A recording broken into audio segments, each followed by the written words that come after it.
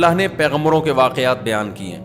جیسے یہ قرآن کا دعویٰ ہے نا، اللہ کہتے ہیں کہ تم کوئی پہلی امت نہیں ہو، تم سے پہلے بھی ہم نے بہت سارے پیغمبر بھیجے جو لوگوں کو سمجھانے کے لیے. اب میں مختصر ان پیغمبروں کے مختصر واقعات بیان کر دیتا ہوں.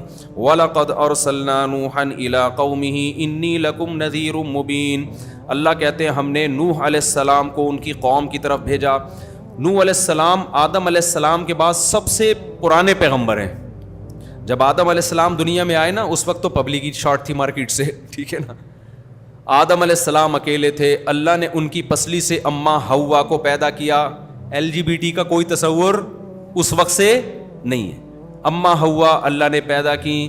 آدم اور حوا کے ملاپ سے اللہ نے ان کی اولاد کو پیدا کیا، کچھ مرد اور کچھ عورت. اب تک یہی سیٹ اپ ہے. یہ جو خواجہ سرا گھوم رہے ہیں مارکیٹ میں، ان میں پاکستان میں صرف 4,500 سچی مچی کے خواجہ سرائے، باقی سارے جھوٹی موٹی کے ہیں. سمجھ رہے ہو؟ اوریجنل میں ان میں کوئی بھی نہیں ہے، کیونکہ خواجہ سرا کا ریشو بہت کم ہے. اچھا، جو خواجہ سرا ہیں، اسلام ان کو بھی خواجہ سرا نہیں مانتا، بلکہ جس میں مردانہ علامتیں زیادہ ہیں اسلام ان کو مرد مانتا ہے، جس میں زنانہ علامتیں زیادہ ہیں اسلام ان کو عورت. تو خواجہ سرا ہے ہی نہیں اسلام میں، تو یا تو مرد ہے، یہ کیا ہے؟ عورت والی علامتیں زیادہ ہیں تو عورت ہے، مرد والی علامتیں زیادہ ہیں تو کیا ہے؟ بیچ کا نہیں ہوتا اسلام میں کوئی.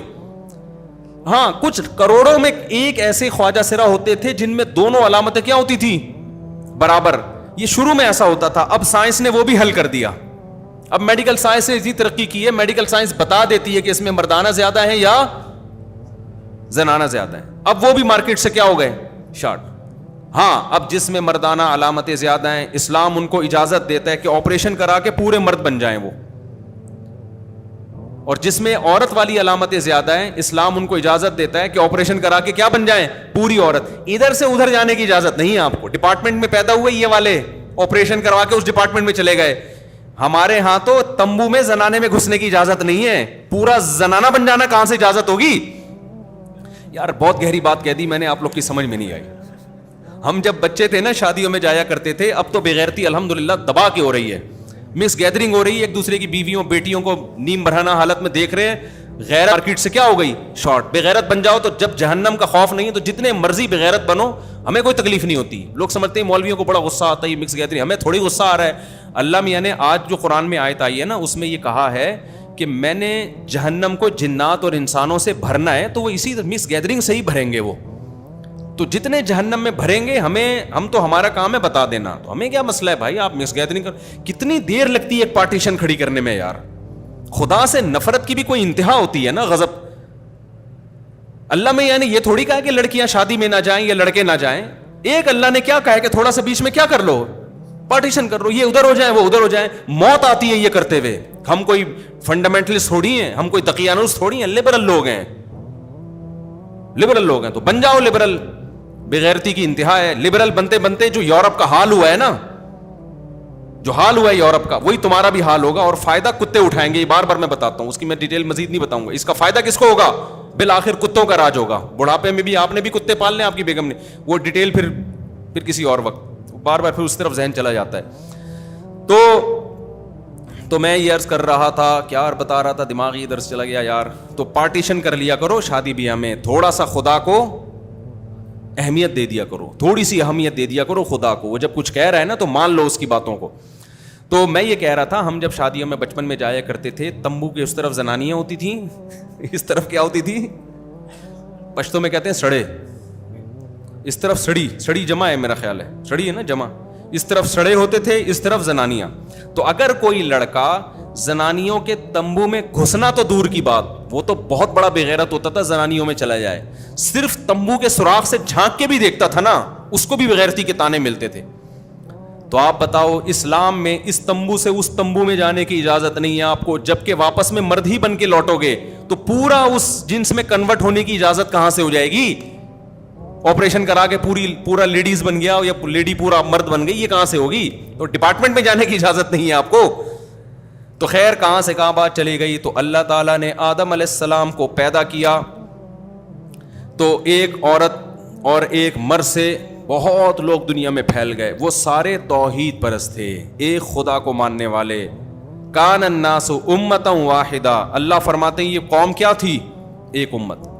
پھر آدم علیہ السلام کے بیٹے قابیل نے حابیل اپنے بھائی کو قتل کر دیا ایک عورت کی لالچ میں، عشق معاشقے میں بھائی کا خون کیا. وہ پہلا خون تھا انسانی تاریخ، لیکن کافر نہیں تھے وہ، عقیدہ خراب نہیں تھا، عملی کوتاہیاں تھیں، عملی کوتاہی. آہستہ آہستہ آہستہ آہستہ بڑے بڑے ولی اللہ پیدا ہوئے نا اس قوم میں، آدم علیہ السلام کی اولاد میں نیک بزرگ پیدا ہوئے جو لوگوں کو ہدایت دیتے تھے. کچھ پیغمبر بھی آئے، شیس علیہ السلام کہا جاتا ہے. تو ہوتے ہوتے ہوا یہ کہ کچھ بزرگ اتنے اچھے کہ جب وہ دنیا سے گئے نا تو لوگ ان کی یاد میں ان کے مجسمے بنا لیے. لوگوں نے کیا کیا ان کی یاد میں؟ یہ حرام ہے اسلام میں. جیسے لوگوں نے اپنے پیر صاحب کی تصویر لگائی ہوئی ہوتی ہے، اپنے ابا اماں کی تصویر دیواروں پہ لگائی ہوئی ہوتی ہے، کیا یہ جائز ہے اسلام میں؟ یادگار کے طور پر دیواروں پہ تصویر لٹکانا اسلام میں جائز نہیں. خیر انہوں نے، اب وہ قائد اعظم سے پوچھو بھائی، کہہ رہے قائد اعظم کی تصویریں بھی تو لگی ہوتی ہیں، تو جنہوں نے لگائی ہیں ان سے پوچھو. تو اسلام میں بہرحال تصویر سازی کیا ہے؟ حرام. یہ ڈیجیٹل تصویر کے حکم میں نہیں ہے، خوب سمجھ لو اچھی طرح، اس پر میں بہت ڈیٹیل سے بیان کر چکا ہوں. اور کسی ضرورت سے تصویر کھنچوانی ہو وہ بھی جائز ہے، کیونکہ ضرورت سے جو کتا پالنا جائز ہے، تو جس حدیث میں کتے کو حرام قرار دیا اس میں تصویر کو بھی، تو ضرورت میں جب کتا مستثنی ہے تو تصویر بھی کیا ہے؟ اب ضرورت بہت ساری ہو سکتی ہے، بلا ضرورت کی بات کر رہا ہوں، بلا ضرورت تعظیم کے لیے تصویریں لٹکانا اسلام میں جائز نہیں ہے. ہاں ضرورت ہو تو وہ مستثنی ہے، وہ خارج ہے اس سے. تو خیر ضرورت یہ ہوتی ہے اشتہاری مجرم ہے اس کی تصویر دینی پڑ جاتی ہے. ہمارے یہاں تو نہیں دی جاتی لیکن بہت سے ملکوں میں دی جاتی ہے. ہمارے یہاں تو جو اشتہاری مجرم ہیں، اللہ معاف فرمائے، عجیب سی باتیں زبان سے نکل رہی ہیں، وہ خود لوگوں کی تصویریں دے رہے ہوتے ہیں کہ ان کو پکڑو. تو خیر اب کیا بولیں یار. تو آدم علیہ الصلوۃ والسلام کے بعد نا، اب نوح علیہ السلام کے دور میں کیا ہوا کہ اس سے پہلے کی بات ہے کہ لوگوں نے 5 بزرگ تھے عقیدت محبت میں ان کے مجسمے بنا لیے. ود، سوا، یغوث، یعوق، نصر، یہ 5 قسم کے کیا تھے؟ بت تھے. یہاں سے بت پرستی کا آغاز ہوا. اصل میں قدیم مذہب توحید ہے، بت پرستی بعد میں آئی ہے. اور ان کو پوجنا شروع کر دیا. اب ان سے جب کہا جاتا کہ یہ تو تمہاری بگڑی نہیں بنا سکتے، یہ تو خدا نہیں ہے، ان کو تو تم نے اپنے ہاتھوں سے بنایا ہے، تو قوم یہ کہتی تھی کہ یہ اللہ کے نیک بندے ہیں، ہم ان کے سامنے سجدہ کریں گے تو خوش کون ہوگا؟ اللہ. اور اللہ نے ان کو اختیارات دے دی ہیں، اولاد یہ والا بت دے گا، کاروبار میں برکت یہ دے گا، اور بیوی بھاگ گئی ہے تو واپس کون لے کر آئے گا؟ یہ لے کر آئے گا، ٹھیک ہے نا، اور وغیرہ وغیرہ. مجھے کیا پتا، بہت سارے مسائل، اللہ ہم سب کو مسائل سے بچائے. اب جب ان سے کہا جاتا کہ سارے کام تو اللہ کرتا ہے، تو وہ جواب میں پتہ ہے کیا کہتے؟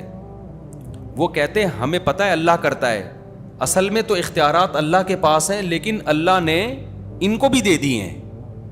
آج بھی مشرک یہی بات کرتا ہے کہ ہمارے نبی کو اللہ نے اختیارات دے دی ہیں، اصل کس کے پاس ہیں؟ اللہ کے. جبکہ اسلام کہتے ہیں کسی کو نہیں دی اللہ نے اختیارات، نہ نبی کو، نہ بدھ کو، کسی کو بھی نہیں، نہ فرشتوں کو. سارے اختیارات کس کے پاس ہیں؟ اللہ نے دیے ہی نہیں ہے کسی کو، جو اسباب سے ہٹ کے اختیارات ہوتے ہیں. اب کیا ہو رہا ہے کہ جی بجائے اللہ کے سامنے سر جھکانے کے بتوں کے سامنے سر جھک رہا ہے، ان سے منتیں مانی جا رہی ہیں کہ تو میری بگڑی بنا دے، تو یہ کر دے، تو وہ کر دے. ممکن تھوڑی ہیں بھائی، اللہ کے نیک بندے تھے. تو آپ جب اپنے بندوں سے، بادشاہ جب لوگوں سے خوش ہوتا ہے تو علاقے دے دیتے ہیں نا ان کو. چل بھائی پانی کا وزیر میں نے تجھے بنا لیا، اب پانی مانگنا ہے تو بادشاہ کے پاس جانے کی ضرورت نہیں ہے. اب آپ کس کے پاس جاؤ گے؟ کراچی میں کسی کے پاس بھی نہیں جاؤ گے کیونکہ کہیں بھی نہیں ملے گا. لیکن جہاں دنیا میں نظام ہے وہاں کس کے پاس جاؤ گے؟ پانی کے وزیر کے پاس جاؤ گے، بجلی میں بجلی کے وزیر کے پاس جاؤ گے. تو اللہ نے جو ہے نا ان سے خوش ہو کے ان کو اختیارات بانٹ دی. اللہ کو اس سے غضب آتا ہے. اللہ نے اپنے پاس سارے اختیارات اس لیے رکھے ہیں کہ جب کسی کی کوئی حاجت ہو تو کس کو پکارا جائے؟ اللہ کو. لوگ اب اللہ کو چھوڑ کے کدھر، چاہے کوئی بھی لاجک اس کی پیش کریں، جا کدھر کو رہے ہیں؟ ان بتوں کے پاس. اور پھر اور بھی برائیاں آ گئیں تو اللہ نے نوح علیہ السلام کو بھیجا. تو اس کا قرآن میں تذکرہ ہے، وَلَقَدْ أَرْسَلْنَا نُوحًا إِلَىٰ قَوْمِهِ، ہم نے بھیجا نوح علیہ السلام کو ان کی قوم کی طرف، إِنِّي لَكُمْ نَذِيرٌ مُّبِينٌ، کہ میں تمہیں کھلا ڈرانے والا ہوں اللہ کے عذاب سے, تم غلط کر رہے ہو. انی لکم نذیر مبین اللہ تعبدوا الا اللہ, غلامی کس کی کرو؟ صرف اللہ. جو اللہ کہہ رہا ہے وہ کرو. انی اخاف علیکم عذاب یوم علیم, دردناک عذاب کا خوف ہے مجھے تمہارے اوپر. فقال الملأ الذین کفروا من قومہ, قوم کے جو بڑے بڑے لوگ تھے نا, دولت مند اور سردار, وہ کہنے لگے. یہ آپ کو ہر نبی کے واقعے میں یہ چیز ملے گی, غریبوں نے مخالفت نہیں کی, مخالفت ہمیشہ قوم کے, کیونکہ جس کا پیٹ بھرا ہوا ہوتا ہے وہ اللہ کو زیادہ بھولتا ہے, جس کا پیٹ خالی ہوتا ہے وہ اللہ کو یاد رکھتا ہے. صحیح حدیث ہے, آپ صلی اللہ علیہ وسلم نے فرمایا واللہ مل فقر اخشى علیکم ولکن اخشى علیکم ان تبسط علیکم الدنیا ولکن اخشى ان تبسط علیکم الدنیا فتہلککم کما اہلک الذین من قبلکم. آپ نے فرمایا مجھے میری امت پہ فقر و فاقہ کا خوف نہیں ہے کہ فقر و فاقے سے امت ہلاک ہو جائے گی, ایسا نہیں ہے.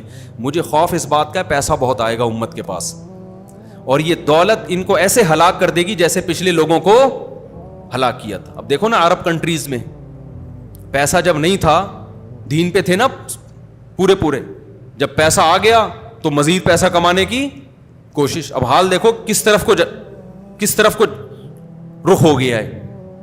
تو یہی حال سب کا ہے دنیا میں.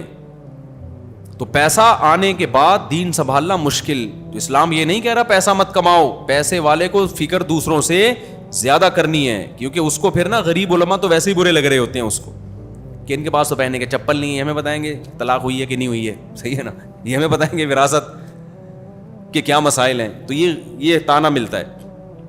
تو اللہ تعالیٰ نے فرمایا کہ فقال الملأ الذین کفروا من قومہ, قوم کے جو بڑے بڑے سردار تھے, وڈیرے تھے, وہ کہنے لگے ما نراک الا بشرا مثلنا, آپ تو ہماری طرح کے انسان ہو. آپ کیا ہو؟ ہماری طرح کے انسان. اس میں بھی بڑی ٹیکنیکل پوائنٹ کی بات ہے. ہر پیغمبر کو یہ تانا ملا ہے کہ آپ ہمارے جیسے بشر ہو, کھاتے ہو پیتے ہو, بازاروں میں خریداری. پیغمبروں نے جواب میں یہ نہیں کہا کہ نہیں ہم بشر نہیں ہیں, ہم کوئی اور مخلوق ہیں, بلکہ پیغمبروں نے یہی کہا ہم کیا ہیں, تمہاری طرح کے بشر ہیں. تو اللہ نے انسانوں میں ایک انسان کو سلیکٹ کر لیا. اس سے بھی پتہ چلتا ہے کہ جو پیغمبر ہیں, آپ بتاؤ پیغمبر سے بڑا ولی اللہ کوئی ہو سکتا ہے؟ لیکن ان کی لائف نارمل لائف ہوتی ہے. آج جو ہمارے ہاں ولی اللہ کا تصور ہے وہ یہ ہے کہ نہ گھڑ سواری کرے, نہ وہ 4 شادیاں کرے, نہ کہیں رشتے کا پیغام بھیجے, وہ نہ وہ سوئمنگ کرے, نہ وہ نلی نہاری کھائے جاوید نہاری پہ بیٹھ کے, نہ وہ انڈوں پہ مرغی بٹھائے. وہ ایک عجیب سی مخلوق ہو. خرامہ حضرت جی تشریف لاتے ہیں اپنے گھر سے نماز کے لیے, نظریں پلکیں جھکا کے, ایسے منہ سے خوشبوؤں کی لہریں نکل رہی ہوتی ہیں, بغلیں بلے جیسی ہوں, وہ تو کسی نے جھانک کے نہیں دیکھی ہیں. آ کے تمیز سے نماز پڑھ کے پھر روتے ہیں دھوتے ہیں, پھر تمیز سے نصیحت کر کے خرامہ. یہ لائف اسٹائل ہے حضرت. 2 طرح کی ڈشیں ان کے سامنے آ جائیں تو ان کو غصہ آ جاتا ہے کہ دنیا مسافر خانہ ہے, مجھے صرف ککڑی کھلاؤ, ٹھیک ہے نا. یہ بزرگ کا اسلام میں تصور بولو نہیں ہے. صحابہ تو ایسے نہیں تھے بھائی, گھوڑے سے تیز دوڑ لیتے تھے. سلمہ ابن اکوا, اگر سلمہ ابن اکوا اس زمانے میں ہوتے, کوئی روحانی علاج کراتا ان سے؟ جب ان کو بھاگتا ہوا دیکھتا, کوئی بھی نہیں کراتا. کہتے ہیں یار یہ تو بزرگ ہی نہیں ہے, تو گھوڑے سے بھی تیز دوڑ رہے ہیں, میں گھوڑے سے علاج کرا لوں گا, ٹھیک ہے نا, کسی اور مخلوق سے علاج کرا لوں گا. تو یہ جو بزرگ کا تصور ہے نا, اس کو کھوپڑی سے کیا کرو. ہمارے نبی صلی اللہ علیہ وسلم نے بیویاں بھی رکھیں, آپ کی اولادیں بھی ہوئیں, ان کے کچھ نہ کچھ اونچ نیچ بھی ہوئی, جیسے ہر گھر میں بیگموں کی ہوتی ہیں. آپ ناراض ہو کے گھر سے چلے بھی گئے, تو نیچرل لائف یہی ہے. تو بزرگ کا کبھی کبھار گھروں میں جھگڑے بھی ہوتے ہیں. یہ لوگ کہتے ہیں بزرگوں کے گھر میں جھگڑے نہیں ہوتے, وہ بزرگ نہیں ہے, وہ کچھ اور مخلوق ہے, چیک کرو, صحیح ہے نا. تو سب کچھ نارمل ہی ہوتا ہے. ہاں بزرگ کسے کہتے ہیں؟ الا ان اولیاء اللہ لا خوف علیہم ولا هم يحزنون الذین آمنوا وکانوا یتقون. عقیدہ صحیح ہو, برائیوں سے بچتا ہو, بس. سمجھتے ہو عقیدہ کیا ہو؟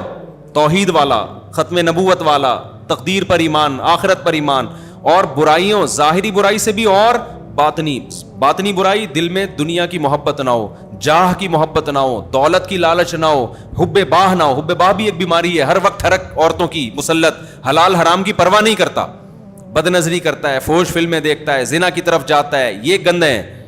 یہ چیزیں نہ ہو. اور ظاہری گناہوں سے بھی بچتا ہو, نماز قضا نہ کرتا ہو, سمجھتے ہو کہ نہیں سمجھتے, زکوٰۃ دیتا ہو وغیرہ وغیرہ. تو اگر کوئی ظاہری اور باطنی برائیوں سے بچتا ہے, پھر میرے بھائی وہ مرغیاں بھی انڈوں پہ بٹھا سکتا ہے, پھر وہ سوئمنگ بھی کر سکتا ہے, وہ گھڑ سواری بھی کر سکتا ہے, پھر وہ جاگنگ بھی کر سکتا ہے, پھر وہ مذاق بھی کر سکتا ہے اپنے خرچے پہ اگر کر رہا ہے, ٹھیک ہے نا, پھر وہ نلی نہاری بھی نیمبو نچوڑ کے کھا سکتا ہے, پھر وہ 2 پراٹھے 2 انڈوں کے ساتھ بھی کھا سکتا ہے, اپنے خرچے پہ کھا رہا ہے نا.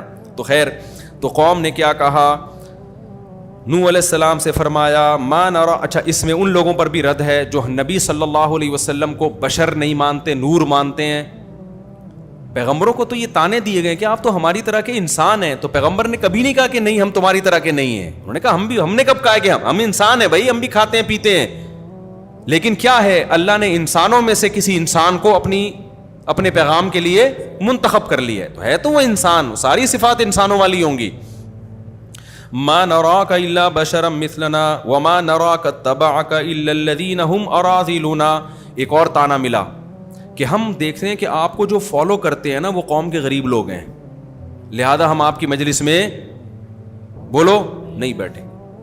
یہ بھی تکبر ہوتا ہے اکثر مالداروں میں کہ ان غریبوں میں ہمیں کیوں بٹھایا جا رہا ہے, ان غریبوں میں ہمیں کیوں بٹھایا جا رہا ہے. اسلام کی دعوت بڑی جاندار ہے, بڑی جاندار, اس میں امیر اور غریب میں فرق نہیں ہے.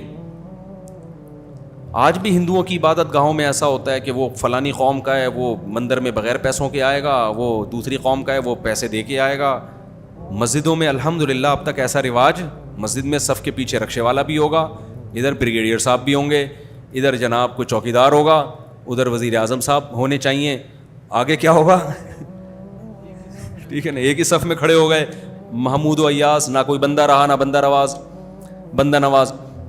تو ہمارے حضرت نے سعودی عرب کا ایک واقعہ سنایا بڑا زبردست, ایک بدو کا. حرم میں نا جماعت کی نماز کھڑی ہونے والی تھی بیت اللہ کے قریب, ہمارے شیخ حضرت مفتی رشید احمد صاحب اگلی صف میں بیٹھے ہوئے تھے. اب کیا ہوا ہے کہ کچھ رائل فیملیز کے لوگ آئے, بادشاہ لوگ, تو وہاں شرطوں نے لوگوں کو ہٹانا شروع کیا کہ پہلی صف میں کون کھڑا ہوگا, بادشاہ. وہاں اصل میں مجبوری بھی ہے, مجبوری سیکیورٹی ہے. مقصد میرا خیال ہے یہ نہیں ہے ان لوگوں کا کہ بادشاہ پہلے باقی سب, سیکیورٹی کے پوائنٹ آف ویو سے یہ ضروری ہوتا ہے بعض جگہ, کہ کیونکہ وہاں تو قتل کا خطرہ ہوتا ہے نا بادشاہوں کو, تو ان کی سیکیورٹی بہت سخت ہوتی ہے.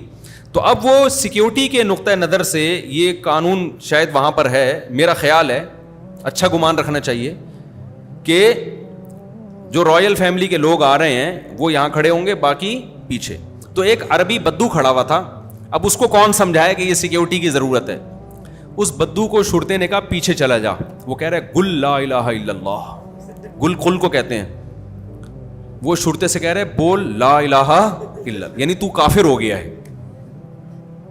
یعنی اللہ کے دربار میں یہ فرق کر رہا ہے امیر اور غریب کا, رائل فیملی کا اور ایک عام آدمی کا.